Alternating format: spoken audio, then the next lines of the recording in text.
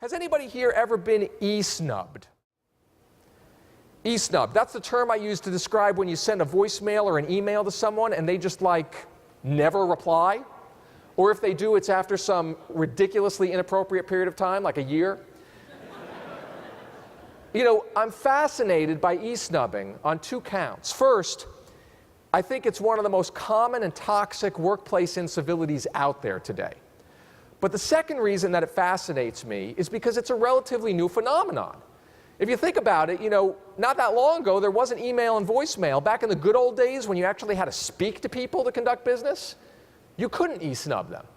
You know, it would be a little strange. Sir, what's your name? Mike. So imagine if Mike was on my team and we're back in the good old days without email and voicemail. I've got to talk to Mike in person to conduct business. So I go to Mike and I go to his office and say, hey, Mike, are you going to have that client report ready for our meeting next week? Are you going to have that ready on Friday? Now, if Mike just sat there and stared at me silently, it would be kind of awkward for both of us. Yet this is what happens day in and day out when people e-snub each other. E-snubbing and being unresponsive is really part of a larger issue, which is working in an unsupportive workplace. And you might be surprised how toxic that can be.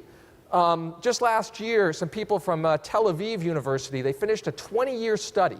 They tracked 1,000 people in the workplace over 20 years, and they were divided into two groups. One group worked in what were deemed supportive workplaces. There was a lot of collegiality and collaboration and cooperation. The other group worked in what were deemed unsupportive workplaces, where there was a lot of friction and antagonism and e-snubbing. Well, these researchers found that the people who were in the unsupportive workplaces, they were 2.5 times more likely to die during the 20-year study. So when you're being unsupportive to your team and your colleagues, it's not just an act of workplace incivility, you're actually killing your coworkers. And I know you don't want that on your conscience. So we are going to put a stop to that today by focusing on the things leaders do.